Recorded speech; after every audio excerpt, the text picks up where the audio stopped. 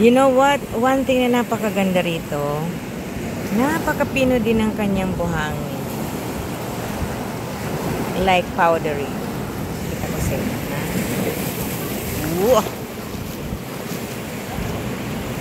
Hindi pa ako nakarating ng Boracay, pero maybe ganito rin ang texture ng buhangin ng Boracay. Yeah! Look. Sobrang pino siya. Napakaganda.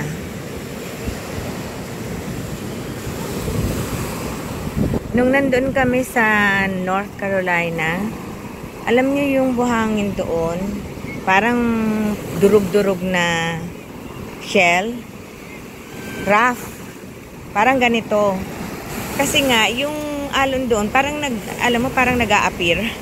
So, yung tendency na nadadala nila yung mga seashells, pag yung alon ay like nag-a-appear silang dalawa, nadudurog niya yung mga yung mga seashells.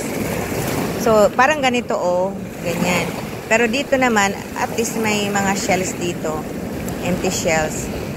Pero hindi naman masyadong durog na durog.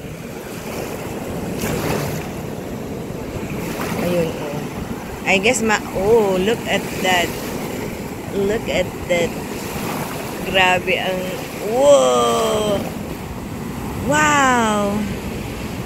Yung waves niya,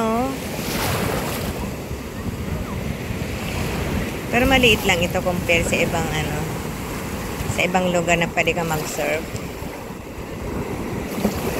So nice. May nagpa-paragliding over there. Mahirap yata yun. Mahirap na.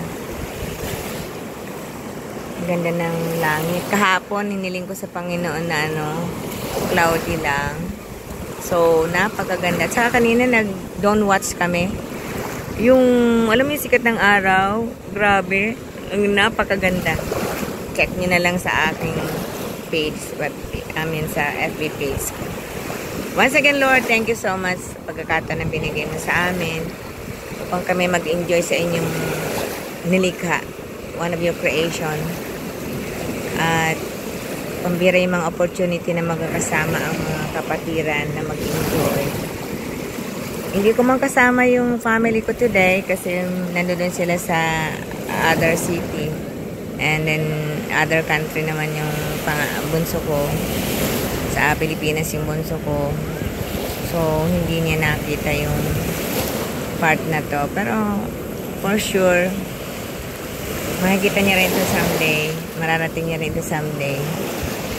Kapag sinipag siyang pumunta rito.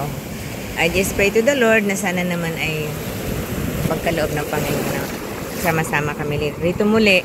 At tulad nung sila yung mga bata pa, magkakasama kami.